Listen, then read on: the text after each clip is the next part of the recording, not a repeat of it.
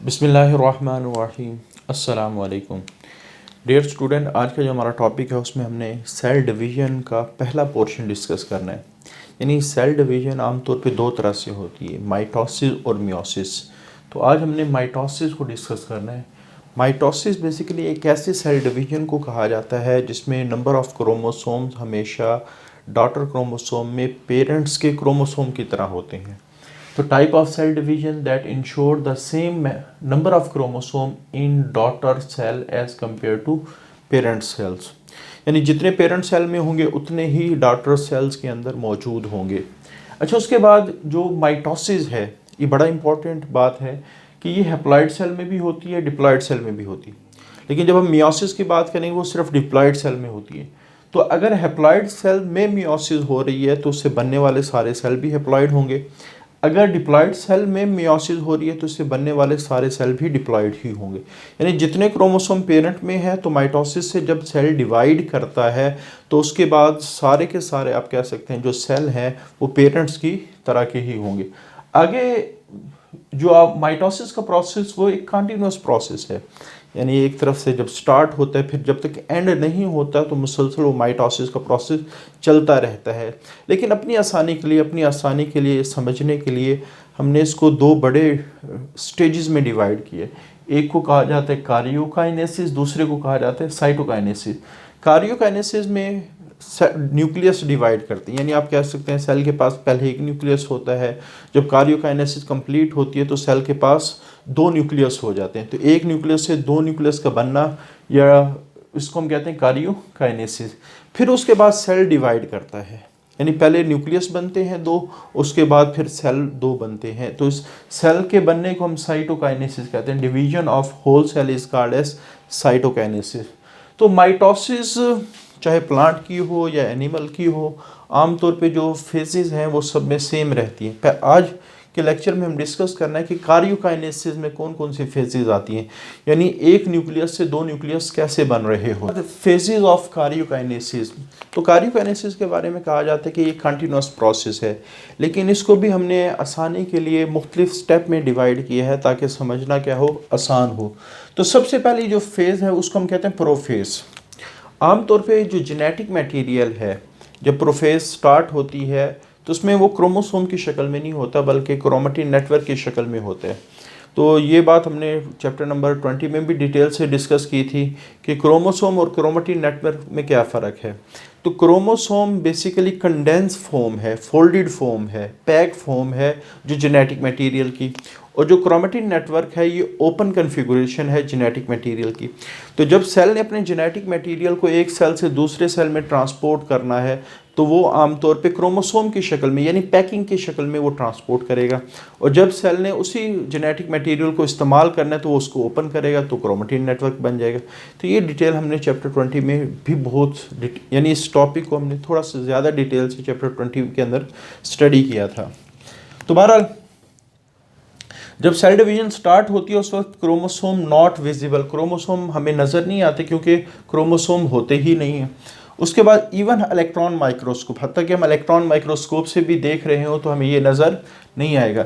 लेकिन जब हम using histological stain of DNA, तो आमतौर पे क्रोमोसोम हो या क्रोमेटिन नेटवर्क हो, इनका वर्ड क्रोमा शो ही ये कर रहा है कि ये स्टेनिंग के बाद ये नज़र आएंगे। तो हिस्टोलॉजिकल स्टेन वो स्टेन होते हैं जो टिश्यू को देखने के लिए आमतौर पे इस्तेमाल किए जाते हैं। तो डीएनए के लिए जो स्पेसिफिक स्टेन है, अगर हम उसको न्यूक्लियस पे अप्लाई करें तो क्रोमोसोम तो नज़र नहीं आएंगे, लेकिन एक धागों का बना हुआ एक स्ट्रक्चर हमें नज़र आएगा जिसको क्रोमेटिन नेटवर्क कहा जाता है। तो network of very fine threads can be visualised, तो वो हमें नज़र आएगा। अच्छा, फॉर्मेशन ऑफ क्रोमोसोम। अब फिर क्रोमोसोम बनना शुरू होते हैं, यानी जब सेल डिवीजन स्टार्ट हो जाती है तो उसके स्टार्ट में तो हमें क्रोमेटिन नेटवर्क नज़र आता है, लेकिन जिस वक्त सेल डिवीजन आगे प्रोसीड करती है तो जाहिर बात है जेनेटिक मटेरियल को पैक किया जाएगा। तो पैकिंग के बाद वो क्रोमोसोम बनना शुरू होंगे। तो क्रोमोसोम आप कह सकते हैं जो थ्रेड लाइक स्ट्रक्चर है जिसको हमने कहा ये क्रोमेटिन नेटवर्क है, अब ये फोल्ड होके ऐसे क्रोमोसोम बनाना शुरू कर देंगे। ऐसे ऐसे ये फोल्डिंग के बाद ये क्रोमोसोम बनना शुरू हो जाएंगे। तो at the beginning of prophase chromatin material condense and folded chromosome appear as a fine thread. लेकिन शुरू शुरू में जो क्रोमोसोम बनते हैं तो वो बहुत ही बारीक धागों से मिलके बने। ये बिल्कुल इसी तरह है जैसे हमने एक धागा है, ये धागा है, इसको हमने फोल्ड करना है।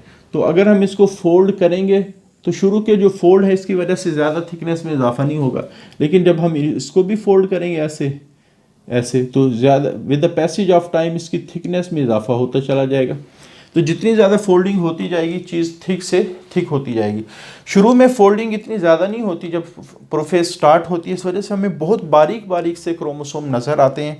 लेकिन with the passage of time जो क्रोमोसोम है, चूँकि फोल्डिंग ज़्यादा से ज़्यादा हो रही होगी तो chromosome become thicker and thicker, और जब बहुत ज़्यादा थिक हो जाएंगी तो फिर हमें प्रॉपर ये जो क्रोमोसोम की जो शेप है वो नज़र आना शुरू हो जाएगी। तो ईच क्रोमोसोम बिकम विजिबल, कि जब हमें क्रोमोसोम नज़र आते हैं तो क्रोमोसोम के पास हमेशा दो सिस्टर क्रोमेटिड्स होते हैं जो अटैच होते हैं विद द सेंट्रोमियर। यानी ये वाली शक्ल नज़र आती है कि ये दरमियान में सेंट्रोमियर दो सिस्टर क्रोमेटिड्स होते हैं। क्रोमेटिड क्या होता है? जो कॉपी ऑफ क्रोमोसोम है। यानी जब भी हम बात करते हैं, जब इंटरफेस होती है, जैसे हमने अपने प्रीवियस लेक्चर में डिस्कस किया था कि इंटरफेस के वक्त हमेशा जेनेटिक मटेरियल डुप्लीकेट करता है। तो जो क्रोमोसोम है वो अपनी कॉपी बनाते। पहले सपोज मैं कहता हूँ ये क्रोमोसोम है, इसने अपनी कॉपी बनाई है, तो ये जो दोनों कॉपी हैं वो उस क्रोमोसोम के क्रोमेटिड्स कहलाते हैं, और एक ही सेंट्रोमियर के साथ अटैच हो तो इसको हम क्या कहेंगे? Sister chromatids. तो जब भी हमें सेल डिवीजन के वक्त क्रोमोसोम नज़र आएंगे तो वो हमेशा डुप्लीकेटेड स्ट्रक्चर होगा, और जो सेल डिवीजन प्रोसीड करेगी तो क्रोमोसोम की थिकनेस में इजाफा होता रहेगा, क्योंकि वो फोल्डिंग से फोल्डिंग हो रही होगी। अच्छा, इसके अलावा जो दूसरी चेंजेस हमारे पास हैं कि न्यूक्लियर इन्वेलप गायब हो जाएगा, और जो अंदर न्यूक्लियोलाई पड़े हैं वो भी डिसअपियर हो जाएंगे। जो न्यूक्लियर मटेरियल है वो साइटोप्लाज्म में जब आएगा तो साइटोप्लाज्म की विस्कोसिटी बढ़ जाएगी, वो ज़्यादा विस्कस हो जाएगा, और जो माइटोटिक अपरेटस है वो भी ऑर्गेनाइज होना शुरू हो जाएगा। माइटोटिक अपरेटस की जो डिटेल है वो हमने पिछले लेक्चर में यानी उसको बहुत डिटेल से डिस्कस किया था। अच्छा, उसके बाद यानी ये स्टेज आ जाएगी, न्यूक्लियर मेम्ब्रेन गायब हो गई, जो क्रोमोसोम है वो भी साइटोप्लाज्म में रिलीज हो गए, और जो माइटोटिक अपरेटस है ये अरेंज होना शुरू हो गया। तो ये सारी चेंजेस हैं जो नज़र आ रही होती हैं प्रोफेज में। जब मेटाफेज स्टार्ट होती है तो मेटाफेज स्टेट में यानी आप कह सकते हैं क्रोमोसोम ज़्यादा विजिबल हो जाते हैं, क्योंकि फोल्डिंग इस स्टेज में भी हो रही होती है। तो मेटाफेज क्रोमोसोम का स्ट्रक्चर ये है जो अभी हमने डिस्कस भी किया है कि ये प्रॉपरली डुप्लीकेटेड स्ट्रक्चर, दो क्रोमेटिड्स और सेंट्रोमियर के साथ अटैच होते हैं। अच्छा, सेंट्रोमियर को हमने प्राइमरी कंस्ट्रक्शन भी कहा था।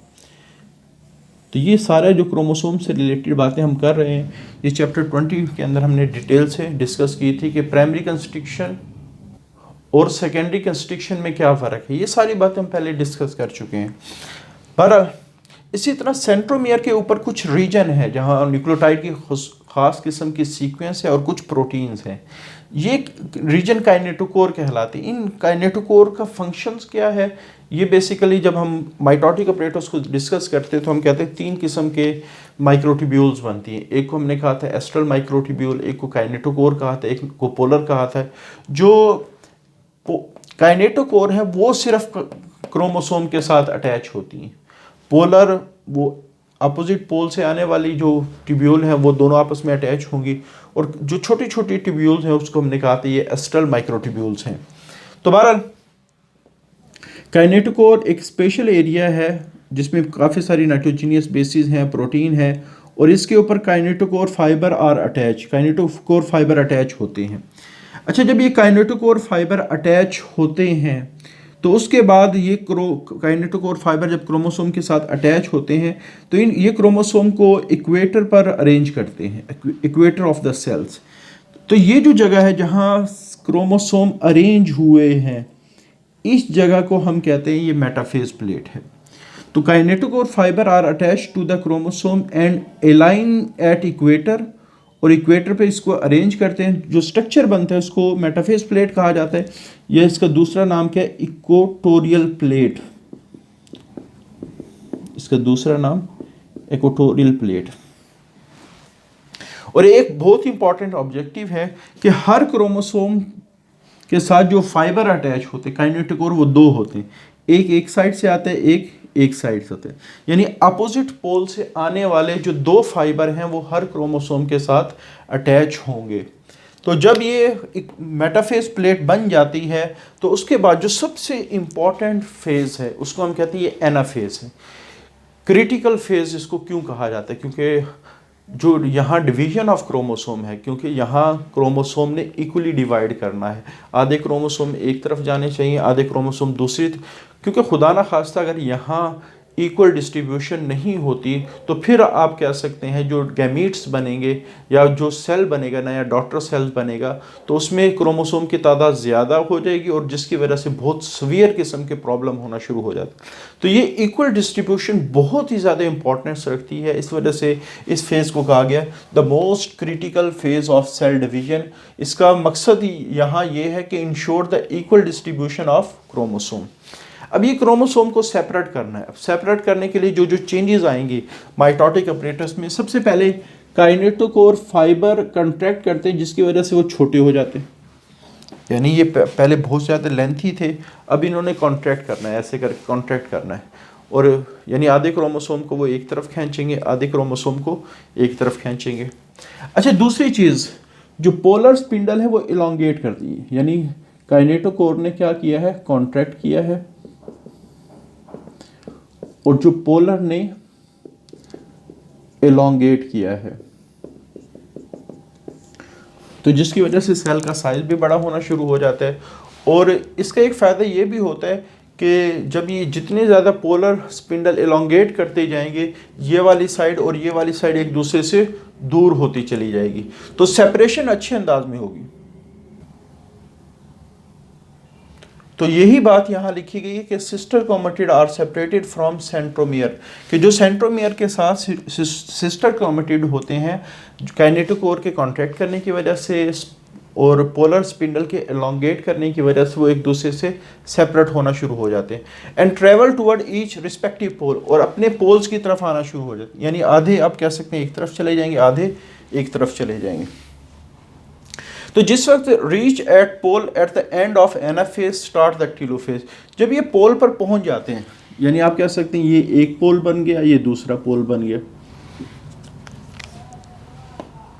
Reach at the pole at the end of anaphase and start telophase. तो यहाँ क्या हो गया कि क्रोमोसोम फिर डीकंडेंस हो जाएंगे और अनफोल्ड होना शुरू हो जाएंगे। तो क्रोमोसोम की डीकंडेंसेशन और अनफोल्डिंग से दोबारा क्या बन जाएगा, क्रोमेटिन मटेरियल बन जाएगा। अब इसका इफेक्ट क्या होगा कि जैसे फॉर एग्जांपल हम कहते हैं कि ये हमारे पास जो सेल है इसमें यहाँ जब क्रोमोसोम पहुँचेंगे तो वो डीकंडेंस होना शुरू हो जाएंगे, ऐसे वही थ्रेड लाइक स्ट्रक्चर बनना शुरू हो जाएंगे। इस थ्रेड लाइक स्ट्रक्चर को हम क्या कहेंगे, ये हमारे पास ये थ्रेड लाइक स्ट्रक्चर बन जाएगा क्रोमेटिन, और उसके बाद माइटोटिक अपरेटस जो बना है वो डिसइंटीग्रेट हो जाएगा, वो टूट जाएगा, और उसके बाद इनके इर्द गिर्द न्यूक्लियर मेम्ब्रेन बनना शुरू हो जाएगी, न्यूक्लियर मेम्ब्रेन बनना शुरू हो जाएगी, और इनके अंदर जो ख़ास किस्म के रीजन्स हैं वो न्यूक्लियोलाई हैं वो बनना शुरू हो जाएंगे, न्यूक्लियोलाई बनना शुरू हो जाएंगे, और इस तरह हमारे पास दो न्यूक्लियस बन गए। तो स्टार्ट हमने कहा था कि सेल में एक न्यूक्लियस होता है और जब टीलोफेज एंड होती है तो उस वक्त दो न्यूक्लियस बनना शुरू हो जाते हैं। अच्छा, टीलोफेज को हम आप कह सकते हैं अपोजिट, ये टोटली ऑलमोस्ट अपोजिट है प्रोफेज के, कि जो चेंजेस प्रोफेज में हो रही थी उसके अपोजिट टीलोफेज में, प्रोफेज में क्रोमेटिन से क्रोमोसोम बन रहे थे, न्यूक्लियर मेम्ब्रेन गायब हो रही थी, न्यूक्लियोलाई डिसअपीयर हो रहे थे, माइटोटिक अपरेटस बन रहा था। अगर देखा जाए टीलोफेज में ये सारा काम अपोजिट हो रहा है कि क्रोमोसोम से क्रोमेटिन मटेरियल बनता है, न्यूक्लियर मेम्ब्रेन अरेंज होती है, न्यूक्लियोलाई अरेंज होते हैं, माइटोटिक अपरेटस डिसइंटीग्रेट होता है। तो इस तरह दो न्यूक्लियस बनना शुरू हो जाते हैं। जब ये दो न्यूक्लियस बन जाते हैं तो हम कहते हैं ये कार्योकाइनेसिस कंप्लीट हो गई। अब फिर अगला स्टेप है साइटोकाइनेसिस।